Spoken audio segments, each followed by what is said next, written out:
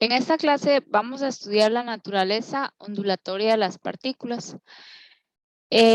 Nosotros hemos visto que la interferencia y la difracción, los experimentos que se han hecho de esto, muestran que la luz es una onda. Por ejemplo, este proceso de aquí al pasar la luz a través de un prisma y que el prisma transforme la luz, divida la luz en un espectro longitud de onda, es un proceso ondulatorio de la luz. Sin embargo, anteriormente estudiamos que el efecto fotoeléctrico y la dispersión de rayos X muestran también que la luz es una partícula.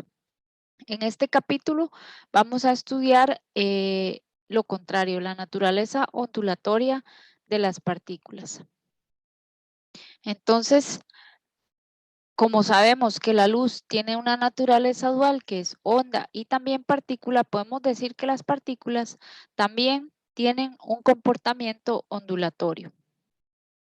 Esta hipótesis fue planteada por el científico Louis de Broglie, pensando en esa simetría, y él postuló que también la materia debería comportarse como una onda.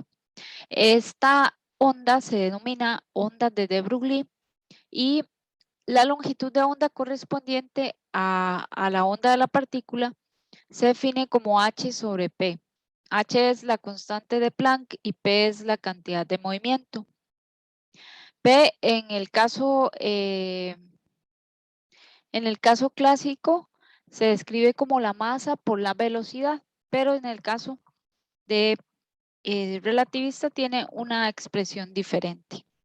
Recuerden que la energía se define como H por F.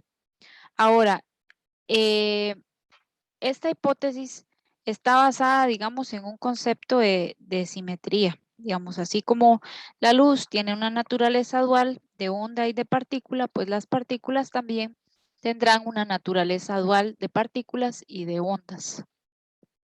Eso quiere decir entonces que las partículas van a manifestar un comportamiento ondulatorio. Exactamente. Ahora, en el modelo de Bohr, nosotros sabemos que hay una cuantización del momentum angular, el momentum angular que tienen las partículas. El momentum angular se define como en la física clásica como L es igual a la masa por el radio por la velocidad de la partícula, ¿verdad? En este caso, L no toma cualquier valor, sino un múltiplo de pi. N es un número entero mayor o igual a 1. Esta cuantización viene siendo algo similar. Esta es la cuantización, por ejemplo, que tiene el momento angular de un electrón en un átomo de hidrógeno. Él no puede ocupar cualquier nivel L, sino determinados niveles L. Esto viene siendo similar a cuando tenemos un problema de las ondas en cuerdas. Las ondas en cuerdas algunas veces se forman como múltiplos de la longitud de la cuerda, produciendo frecuencias especiales de vibración.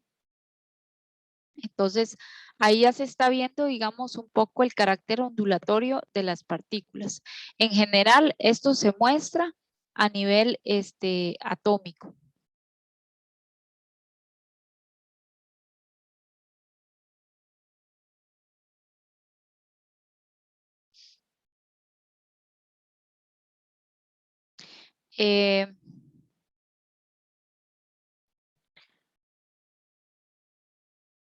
Aquí tenemos un experimento que se llama el experimento de Davidson y Germer, denominado difracción de electrones. Lo que hacen es calentar electrones a través de un filamento y hacerlo pasar a través de unos imanes que hacen que se produzca un haz muy delgado de electrones. Aquí hay un voltaje y estos voltios aceleran los electrones para que se choquen contra un blanco de níquel. Este es un cristal donde las moléculas están ordenadas simétricamente. Entonces, aquí tenemos un detector que puede medir cuántos electrones están dispersados en determinado ángulo. Entonces, existe una relación, digamos, entre la distancia entre los átomos, el seno del ángulo. El ángulo es el ángulo con respecto al cual se coloca el detector, y la longitud de onda de los electrones. Entonces, esta fórmula para encontrar dónde hay mínima cantidad de electrones, que se llaman mínimos de difracción, está por un M es igual a 1, 2, 3.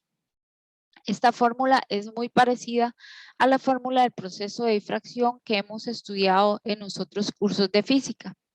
Y esta difracción es producida por luz. Entonces, este experimento es una demostración del carácter de onda de los electrones. Los electrones van a ser difractados, así mismo como son difractadas las ondas de luz.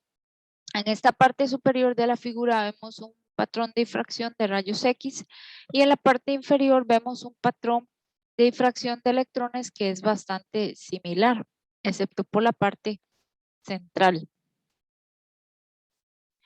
En este experimento, digamos, lo que se nota con el detector son los picos de intensidad, a qué ángulo se producen los picos de intensidad y los mínimos de intensidad de electrones encontrados a cierta distancia. Lo que sucede es que los electrones se comportan como ondas y entran en fase, digamos, interfieren unos con otros y son difractados aquí, enviados en otra dirección, y presentan ese tipo de fenómenos ondulatorios. En este caso, la cantidad de movimiento P puede escribirse como como la raíz de 2m por E por el voltaje de aceleración que acelera los electrones. Y entonces, en este caso, la longitud de onda de de Broglie sería la constante de Planck entre P. Ahora, ¿por qué no se manifiesta el carácter macroscópico, el carácter ondulatorio en el mundo macroscópico? Porque la longitud de onda, digamos, si nosotros hacemos un cálculo, por ejemplo, para una bola que pese medio kilo y que tenga una velocidad de 10 metros por segundo, el valor de P vendría siendo un valor de 5 kilogramos por metro por segundo. Y el valor de H ya conocemos que es 6,6 por 10 a la menos 34 julios por segundo. A la hora de calcular la longitud de onda de Broglie, nosotros tendríamos un valor de, vamos a calcularlo,